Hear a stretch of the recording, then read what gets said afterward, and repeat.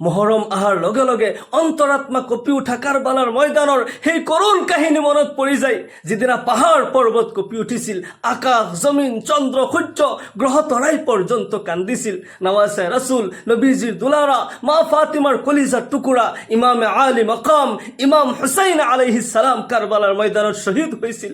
গ্ৰহ তৰাই পৰ্যন্ত এজিদক লানত কৰিছিল, অভিশাপ দিছিল, হে এজিদ, এই গুনাহ তুমি কিয় কৰিলা?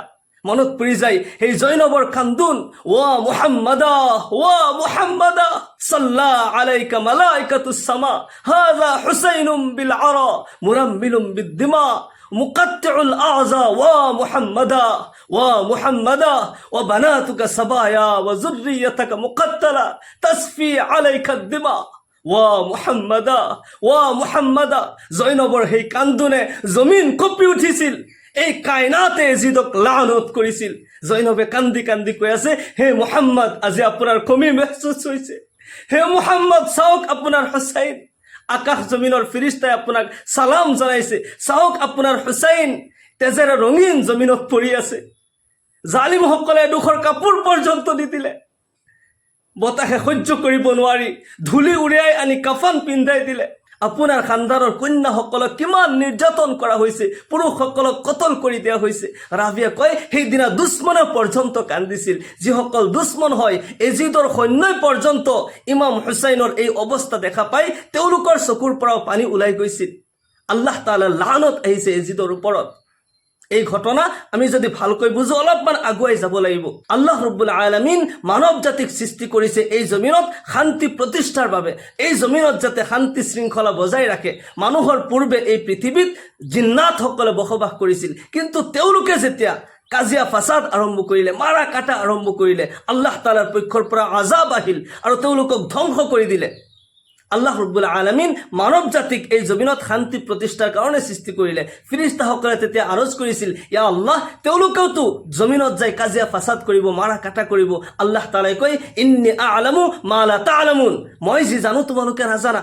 কোনো বান্দাই যেতিয়া নেক আমল কৰে, এই জমিনত যেতিয়া শান্তি প্ৰতিষ্ঠাৰ কাৰণে চেষ্টা কৰে, আল্লাহ তাআলা তাৰ প্ৰতি ৰাজি হৈ যায়। কিন্তু কিছু সংখ্যক মানুহৰ সহ্য নহয়।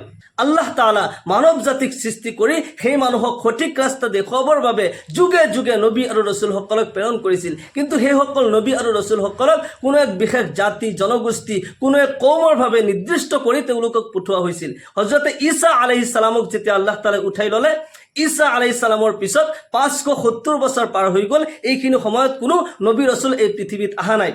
570 বছৰৰ পিছত আল্লাহ ৰব্বুল আলামিন জনাবে মুহাম্মদুৰ ৰাসূলুল্লাহ সাল্লাল্লাহু আলাইহি ওয়াসাল্লামক এই পৃথিৱীত প্ৰেৰণ কৰিলে। নবী সাল্লাল্লাহু আলাইহি ওয়াসাল্লামৰ সৃষ্টি সকলোৰে পূৰ্বে, আদম আলাইহিস সালামৰ পূৰ্বে আমাৰ নবী জনাবে মুহাম্মদুৰ ৰাসূলুল্লাহ সাল্লাল্লাহু আলাইহি ওয়াসাল্লামক আল্লাহ তাআলাই সৃষ্টি কৰিছে। কিন্তু সৰ্বশেষত আখিৰ জামানাৰ নবী বনাই মুহাম্মদুৰ ৰাসূলুল্লাহ সাল্লাল্লাহু আলাইহি ওয়াসাল্লামক এই দুনিয়াত প্ৰেৰণ কৰিছে। নবী সাল্লাল্লাহু আলাইহি ওয়াসাল্লাম সুদীৰ্ঘ 63 বছৰ উম্মতৰ নাজাতৰ কাৰণে চিন্তা কৰিছে, দ্বীনৰ প্ৰচাৰ কৰিছে, তাওহীদৰ প্ৰচাৰ কৰিছে, বহুত নিৰ্যাতন সহ্য কৰিছে। নবী সাল্লাল্লাহু আলাইহি ওয়াসাল্লামৰ ওফাতৰ পিছত হযৰত আবু বকৰ সিদ্দিক ৰাদিয়াল্লাহু আনহু ইসলামৰ প্ৰথম খলিফা হল। আবু বকৰৰ ওফাতৰ পিছত হযৰত উমৰ ৰাদিয়াল্লাহু আনহু ইসলামৰ দ্বিতীয় খলিফা হল। হযৰত উমৰ ৰাদিয়াল্লাহু আনহুৰ পিছত উসমান গনি ৰাদিয়াল্লাহু আনহু ইসলামৰ তৃতীয় খলিফা হল। হযৰত উসমান গনি ৰাদিয়াল্লাহু আনহুৰ ওফাতৰ পিছত হযৰত আলী ৰাদিয়াল্লাহু আনহু ইসলামৰ চতুৰ্থ খলিফা হল। হযৰত আলী ৰাদিয়াল্লাহু আনহু নবী মুহাম্মদুৰ ৰাসূলুল্লাহ সাল্লাল্লাহু আলাইহি ওয়াসাল্লামৰ জোয়ায়েক আছিল, মা ফাতিমা ৰাদিয়াল্লাহু আনহাৰ গিৰিয়েক আছিল। আলী আৰু ফাতিমাৰ সন্তান হৈছে হাসান আৰু হুসাইন। তেওঁলোকক সৰুৰে পৰা নবী সাল্লাল্লাহু আলাইহি ওয়াসাল্লাম বহুত মহব্বত কৰিছিল। নবী সাল্লাল্লাহু আলাইহি ওয়াসাল্লামৰ কলিজাৰ টুকুৰা, দুই নয়নৰ মণি ইমাম হাসান আৰু হুসাইন আছিল। আল্লাহু আকবার। নবী সাল্লাল্লাহু আলাইহি ওয়াসাল্লাম কেতিয়াবা নামাজ পঢ়ি থাকে, হাসান হুসাইন যে কান্ধত উঠি বহে। নবী সাল্লাল্লাহু আলাইহি ওয়াসাল্লাম তেওঁলোকৰ প্ৰতি নাৰাজ নহয়, সিজদা দীঘল কৰি দিয়ে, যিমান সময় বহি থাকে বহি থাকক।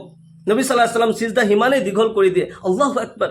কেতিয়াবা ফিৰিস্তা আহি উপস্থিত হৈ থাকে, হাসান হুসাইনৰ লগত নবী সাল্লাল্লাহু আলাইহি ওয়াসাল্লামে খেলি আছে, দুই নাতিৰ লগত খেলি আছে। ফিৰিস্তা জিব্ৰাইল আলাইহিস সালাম, ওহীৰ ফিৰিস্তা আহি উপস্থিত হৈ আছে, বোলে তুমি অপেক্ষা কৰা, মোৰ নাতিৰ লগত মই খেলি আছো। আল্লাহু আকবাৰ। কিমান সন্মান তেওঁলোকৰ। কেতিয়াবা ৰাসূলুল্লাহ সাল্লাল্লাহু আলাইহি ওয়াসাল্লাম শুক্ৰবাৰে মছজিদত খুতবা দি আছে, তেওঁলোকে দৌৰাদৌৰি কৰি আছে, দুইজনক দুই হাতত ধৰি নবী সাল্লাল্লাহু আলাইহি ওয়াসাল্লাম খুতবা দি আছে, কিন্তু তেওঁলোকৰ প্ৰতি কেতিয়াও নাৰাজ হোৱা নাই। ইমানেই মুহাব্বত কৰিছিল, ইমানেই মৰম কৰিছিল। সেই হাছান আৰু হুছাইন উম্মতৰ নাজাতৰ কাৰণে শ্বহীদ হৈছে, কুৰবান হৈছে, এজনক জহৰ দিয়া হৈছে, এজনক কাৰবালাৰ ময়দানত শ্বহীদ কৰা হৈছে। ইমাম হাছান আৰু হুছাইন তেওঁলোক যেতিয়া সৰু, নবী সাল্লাল্লাহু আলাইহি ওয়াসাল্লাম এদিনাখন মদিনাৰ পৰা গায়ব, নবী সাল্লাল্লাহু আলাইহি ওয়াসাল্লামক কোনেও বিচাৰি পোৱা নাই। হযৰতে আলী ৰাদিয়াল্লাহু আনহু দিৱানৰ দৰে ঘূৰি ফুৰিছে, হযৰতে উমৰ ৰাদিয়াল্লাহু আনহু হাতত তলোৱাৰ লৈ ঘূৰি ফুৰিছে। নবীক কোনে আঘাত দিলে, কোনে নবী সাল্লাল্লাহু আলাইহি ওয়াসাল্লামক গোপন কৰিলে, সাহাবাসকলৰ দিৱানৰ দৰে চাৰিওফালে ঘূৰি ফুৰিছে। বিচাৰি বিচাৰি পাহাৰৰ এক গুফাৰ ভিতৰত গৈ দেখা পালে নবী সাল্লাল্লাহু আলাইহি ওয়াসাল্লাম সিজদাত পৰি কান্দি আছে, ইয়া ৰব্বি উম্মতি, ইয়া ৰব্বি উম্মতি, ইয়া আল্লাহ মোৰ উম্মতৰ কি হ'ব, ইয়া আল্লাহ মোৰ উম্মতৰ কি হ'ব। উম্মতৰ ফিকিৰ কৰি কৰি সিজদাত পৰি গোপনে কান্দি আছে। সাহাবাসকলে যেতিয়া মাতিছে, ইয়া ৰাসূলুল্লাহ, ইয়া হাবিবাল্লাহ, আপোনাক কোনে আঘাত দিলে, আপুনি এবাৰ কওক, মই তাৰ গৰ্দান উৰাই দিম। হযৰতে উমৰ হাতত তলোৱাৰ লৈ আছে, সাহাবাসকলৰ দিৱানাৰ দৰে, ইয়া ৰাসূলুল্লাহ, ইয়া হাবিবাল্লাহ, ফিদাকা আবি ওয়া উম্মি, আপোনাৰ প্ৰতি মোৰ বাবা মা পৰ্যন্ত কুৰবান হয়, আপুনি কওক আপোনাক কোনে আঘাত দিলে। কোনো সাহাবাৰ কথাত নবী সাল্লাল্লাহু আলাইহি ওয়াসাল্লাম সিজদাৰ পৰা মাথা উঠোৱা নাই। অৱশেষত তেওঁলোকে আৰু বুজি পোৱাৰ বাকী নাই, এতিয়া মা ফাতিমাক মাতিব লাগিব। নবী সাল্লাল্লাহু আলাইহি ওয়াসাল্লামৰ কলিজাৰ টুকুৰা মা ফাতিমাক যেতিয়া মাতা হ'ল, মা ফাতিমা ৰাদিয়াল্লাহু আনহাই কৈ আছে, ইয়া ৰাসূলুল্লাহ, আপোনাৰ কি কষ্ট, আপোনাক কোনে আঘাত দিলে, আপুনি মোক কওক। আল্লাহৰ নবী সাল্লাল্লাহু আলাইহি ওয়াসাল্লাম সিজদাৰ পৰা মাথা উঠোৱা নাই। মা ফাতিমা ৰাদিয়াল্লাহু আনহা বুজি পোৱাৰ আৰু বাকী নাই যে নবী সাল্লাল্লাহু আলাইহি ওয়াসাল্লাম উম্মতৰ ফিকিৰ কৰি আছে, উম্মতৰ নাজাতৰ কাৰণে চিন্তা কৰি আছে। মা ফাতিমা ৰাদিয়াল্লাহু আনহাই চিঞৰ মাৰি দিলে, কান্দি দিলে, ইয়া ৰাসূলুল্লাহ, ইয়া হাবিবাল্লাহ, আপোনাৰ উম্মতৰ নাজাতৰ কাৰণে মোৰ হাছান আৰু হুছাইনক মই কুৰবান কৰি দিলোঁ, আব্বা জান আপুনি সিজদাৰ পৰা মাথা উঠাওক। নবী সাল্লাল্লাহু আলাইহি ওয়াসাল্লাম এই কথা শুনাৰ লগে লগে সিজদাৰ পৰা মাথা উঠাই দিলে। আল্লাহ তাআলাই তেতিয়া কবুল কৰি লৈছিল।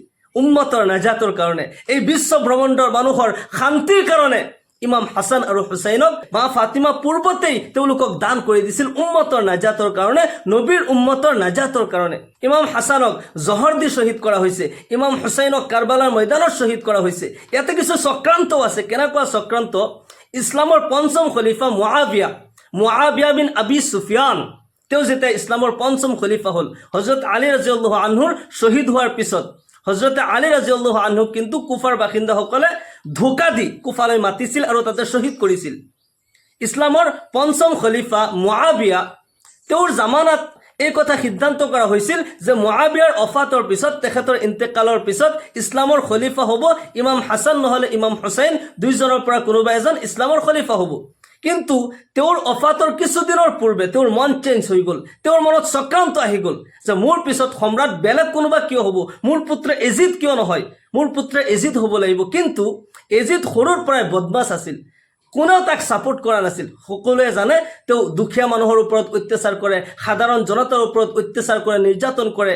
এজিদ ভাল মানুহ নহয়, এজিদ খলিফা হ'ব নোৱাৰে, যাৰ কাৰণে সিদ্ধান্ত লোৱা হৈছিল, চুক্তি কৰা হৈছিল যে ইমাম হাছান নহ'লে ইমাম হুছাইন, দুইজনৰ পৰা কোনোবা এজন ইছলামৰ খলিফা হ'ব মুআবিয়াৰ অফাতৰ পিছত। কিন্তু তেওঁ কেনেকুৱা চক্ৰান্ত কৰিলে যে ইমাম হাছানক জহৰ দিলে, বেলেগ কাৰোবাৰ হতুৱাই জহৰ দি হত্যা কৰিলে, শ্বহীদ কৰিলে।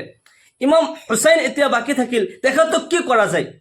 তেওঁ অফাতৰ কিছুদিনৰ পূৰ্বে তেওঁ ইমাম হুছাইনক মাতিলে আৰু এই কথা ৱাদা ল'লে যে তুমি মোৰ লগত ভ্ৰমণ কৰিবা, যিমান জাগাত যায় আমি মিটিং কৰোঁ, সেই মিটিঙত তুমি একো মাত দিব নোৱাৰা। ইমাম হুছাইন আছে, লগতে আব্দুল্লাহ বিন উমৰ আছে, হযৰত আব্দুল্লাহ বিন আব্বাছ ৰাদিয়াল্লাহু আনহু আছে, আব্দুৰ ৰহমান বিন আবু বকৰ ৰাদিয়াল্লাহু আনহু আছে। ডাঙৰ ডাঙৰ সাহাবাসকলক একলগ কৰি মুআবিয়াই কি কৰিলে যে তেওঁলোকৰ পৰা ৱাদা ল'লে যে মোৰ লগত মিটিঙত যাবা, কিন্তু তোমালোকে একো মাত দিব নোৱাৰা। এই মুআবিয়াই এনেকুৱা চক্ৰান্ত কৰিলে, তেওঁলোকেতো নাজানে, তেওঁলোকে ৱাদা কৰিছে ঠিক আছে আপুনি যি কথা কয় আমি মনে মনে থাকিম, আপোনাৰ কথাৰ কোনো প্ৰতিবাদ নকৰোঁ। তেওঁ এজন সাহাবা হয় আৰু খলিফা হয়, তেওঁৰ কথা মানিবই লাগিব আৰু ৱাদা কৰিলে। আৰু যেতিয়া বিভিন্ন জাগাত যাই, দামেস্কলৈ গ'ল, কুফালৈ গ'ল, বিভিন্ন জাগাত যাই ডাঙৰ ডাঙৰ মিটিং দিলে আৰু মুআবিয়াই এতিয়া প্ৰচাৰ কৰিছে যে মোৰ অফাতৰ পিছত মোৰ পুত্ৰ ইছলামৰ খলিফা হ'ব। এতিয়া চাওক, এই জায়গাত তেওঁলোক উপস্থিত আছে, হযৰত ইমাম হুছাইন আছে, আব্দুল্লাহ বিন আব্বাছ আছে, আব্দুৰ ৰহমান বিন আবু বকৰ ৰাদিয়াল্লাহু আনহু আছে। এওঁলোকে কিন্তু এতিয়া মাত মাতিব নোৱাৰে, কাৰণ ৱাদা কৰিছে যে মই যিয়ে নকওঁ তোমালোকে কোনো মাত দিব নোৱাৰা। তেওঁলোকে আগতে ৱাদা কৰি আহিছে, কিন্তু এই কথা তেওঁ এনেকুৱাকৈ প্ৰচাৰ কৰি আছে মুআবিয়াই যে এইসকল সাহাবা মোৰ লগত আছে, তেওঁলোকৰ উপস্থিতিত মই এই কথা ঘোষণা দিলোঁ যে মোৰ অফাতৰ পিছত মোৰ পুত্ৰ এজিদ এই সিংহাসনত বহিব, দামেস্কৰ সিংহাসনত বহিব, ইছলামৰ খলিফা হ'ব। এনেকুৱাকে প্ৰচাৰ কৰি কৰি চাৰিওফালে গোটেই জাগাত যেতিয়া প্ৰচাৰ হৈ গ'ল, এজিদ ইছলামৰ খলিফা হ'ব। মুআবিয়াৰ অফাতৰ পিছত এজিদে এতিয়া সিংহাসনত বহিলে, দামেস্কৰ সিংহাসনত বহি তেওঁ প্ৰচাৰ কৰি আছে, সকলোৱে মোক ছাপোৰ্ট কৰিব লাগে, বায়াত কৰিব লাগে। ইমাম হুছেইনটো ভালকৈ জানে এজিদক মই কেনেকৈ ছাপোৰ্ট কৰিম, ই হৈছে জালিম, সাধাৰণ জনতাৰ ওপৰত কষ্ট দিয়ে, নিৰ্যাতন কৰে, তাক মই কেতিয়াও ছাপোৰ্ট কৰিব নোৱাৰিম। এজিদ সিংহাসনত বহিলেও মই তাক ছাপোৰ্ট কৰিব নোৱাৰিম। জবৰদস্তিভাৱে তেওঁ সিংহাসন ভাৰ লৈ ল'লে আৰু ইমাম হুছেইনলৈ চিঠি পঠালে, ইমাম হুছেইনে বায়াত কৰিব লাগে, ছাপোৰ্ট কৰিব লাগে। ইমাম হুছেইন ৰাদিয়াল্লাহু আনহুই কয়, মোৰ জান যাব পাৰে, মই শ্বহীদ হৈ যাব পাৰোঁ, তথাপি মই কোনো জালিমৰ আগত মাথা নত নকৰোঁ, কোনো জালিমক কেতিয়াও ছাপোৰ্ট নকৰোঁ। আমাক এই কথা শিক্ষা দিছে, তোমাৰ জান যাব পাৰে, কোনো জালিমক তুমি, কোনো অত্যাচাৰীক তুমি ছাপোৰ্ট নকৰিবা, লাগিলে তোমাৰ জান গুচি যাওক। ইমাম হুছেইন আলাইহিছ সালামক এইফালে কুফাৰ পৰা বাৰে বাৰে চিঠি আহি আছিল যে আপুনি কুফালৈ আহক, আমি ছাপোৰ্ট কৰিম, আপুনি আমাৰ সম্ৰাট হ'ব। ইমাম হুছেইনে ভাবিলে জালিমৰ আগত কিয় মাথা নত কৰিম, কুফালৈ যাওঁ। যাৰ কাৰণে ইমাম হুছেইন আগত যোৱাৰ আগতেই প্ৰথমতে মুছলিম বিন আকিলক কুফালৈ পঠাই দিয়া হ'ল। আৰু মুছলিম বিন আকিলে যেতিয়া কিছুমান জেগাত দেখিলে যে সঁচাকৈ ইমাম হুছেইনক ছাপোৰ্ট বহুতেই কৰি আছে, মুছলিম বিন আকিলে চিঠি লিখিলে, আপুনি কুফালৈ এতিয়া আহিব পাৰে, ৰাস্তা চাফ আছে, সকলোৱে আপোনাক ছাপোৰ্ট কৰি আছে, আপুনি সম্ৰাট হ'ব পাৰিব। ইমাম হুছেইনে কিছু সংখ্যক পুৰুষ মহিলাক লৈ 70জন, মুঠ 70জন সহস্ৰ লৈ যেতিয়া কুফাৰ ফালে ৰৱানা হয়, এইফালে মুছলিম বিন আকিলে চিঠি পঠোৱাৰ পিছতেই ইবনে জিয়াদে এইফালে গম পাই গ'ল যে এনেকুৱাকৈ হুছেইনৰ ফালৰ পৰা মুছলিম বিন আকিলে আহি প্ৰচাৰ কৰি আছে। লগে লগে মুছলিম বিন আকিলক গ্ৰেপ্তাৰ কৰা হ'ল, মুছলিম বিন আকিলক শ্বহীদ কৰি দিয়া হ'ল। এইফালে ইমাম হুছেইনে কিন্তু গমেই পোৱা নাই যে মুছলিম বিন আকিল শ্বহীদ হৈছে। তেওঁ আহি আছে নানাৰ কবৰৰ পৰা জিয়াৰত কৰি দোৱা লৈ, তেওঁ যেতিয়া আহি আছে কুফাৰ ফালৰ পৰা, কুফাৰ ফালে যেতিয়া আহি আছে, কিছু ৰাস্তা আগুৱাই অহাৰ আগতেই কিছু মানুহে ক'লে, কিছুমান পথিকে ক'লে, আপুনি কুফালৈ নাযাব, এনেকুৱা এনেকুৱা কথা। তেওঁলোকে খবৰ দিলে মুছলিম বিন আকিল শ্বহীদ হৈ গৈছে। মুছলিম বিন আকিলৰ সন্তান, তেওঁৰ ভাতিজা, তেওঁৰ খানদানৰ যিখিনি মানুহ আছে, তেওঁলোকতো পিছুৱাই যাব নোৱাৰে, ইমাম হুছেইনটো পিছুৱাই যাব নোৱাৰে, জালিমৰ আগততো মাথা নত কৰিব নোৱাৰি। ইমাম হুছেইন আলাইহিছ সালাম তেওঁলোকক লৈ যেতিয়া আগুৱাই গৈ আছে, কাৰবালাৰ জমিন পোৱাৰ আগতে ইবনে জিয়াদৰ সৈন্যই চাৰিওফালে ঘিৰাও কৰিলে, চাৰিওফালে ঘিৰাও কৰি তেওঁলোকৰ লগত যুদ্ধ ঘোষণা কৰিলে, ইমাম হুছেইন আপুনি ইয়াৰ পৰা গুচি যাওক, আপুনি আৰু অলপমান আগুৱাই গ'লে কিন্তু আমি যুদ্ধ আৰম্ভ কৰি দিম। ইমাম হুছেইন আলাইহিছ সালাম যেতিয়া তাম্বু কৰিলে, তেওঁলোকে এজিদৰ সৈন্যই সেইফালে যাই ফুৰাত নদীৰ পানী বন্ধ কৰি দিলে। তেওঁলোকে পানী বন্ধ কৰি দিছে যাতে পানী খাব নোৱাৰি মানুহ দুৰ্বল হৈ যায়। সৰু সৰু ল'ৰা ছোৱালী কান্দি আছিল, পানী নাই, 3 দিন পৰ্যন্ত তেওঁলোকে খানা পানী নাই, তেওঁলোকে এক টোপাল পানী পৰ্যন্ত খাব পৰা নাছিল। যেতিয়া 3 দিনৰ পিছত 10 মুহৰৰমুল হাৰাম আশুৰাৰ দিন ৰাতিপুৱাৰ পৰা যুদ্ধ আৰম্ভ হৈছে। এওঁলোক হৈছে 72 জন আৰু সেইফালে আছে 30,000 সৈন্য। ইবনে জিয়াদে সৈন্য লৈ আহিছে, শিমৰজী জৌছনে সৈন্য লৈ আহিছে, এজিদৰ ল'ৰাই সেইফালে সৈন্য লৈ আহিছে, চাৰিওফালে সৈন্যই ঘিৰাও কৰি আছে। ইমাম হুছেইন আলাইহিছ সালাম ৰাতিপুৱাৰ পৰা আসৰলৈকে গোটেই দিন যুদ্ধ কৰিছে। গোটেই দিনটো ইমাম হুছেইন আলাইহিছ সালামক তেওঁলোকে শ্বহীদ কৰিব পৰা নাই। অৱশেষত যেতিয়া গোটেই দিন এইফালে পানী খাব পৰা নাই, 3 দিনৰ পিয়াস আৰু ভোকৰ কাৰণে তেওঁ যেতিয়া দুৰ্বল হৈ ময়দানত বহি গ'ল, কোনোবা এজনে পিছফালৰ পৰা জাঠি মাৰি দিলে। ইমাম হুছেইন আলাইহিছ সালাম খবৰ পঠালে, তেওঁলোকক গৈ কোৱা, ইবনে জিয়াদক যাই কোৱা যে আমি নামাজ পঢ়ি লওঁ। তেওঁলোকে এনেকুৱা জালিম আছিল, নামাজ পঢ়াৰো সুযোগ দিয়া নাই। ইমাম হুছেইন আলাইহিছ সালামক সেই জাঠি মাৰি দিয়াৰ পিছতো নবী ইমাম হুছেইন আলাইহিছ সালামে সিজদা কৰিছিল, আসৰৰ নামাজ আদায় কৰিছিল। আসৰৰ নামাজৰ পিছত চাৰিওফালে দুশ্মন দুষ্ট সকলো থিয় হৈ আছে, কিন্তু কোনেও সাহস নকৰে ইমাম হুছেইনক কেনেকৈ শ্বহীদ কৰিব।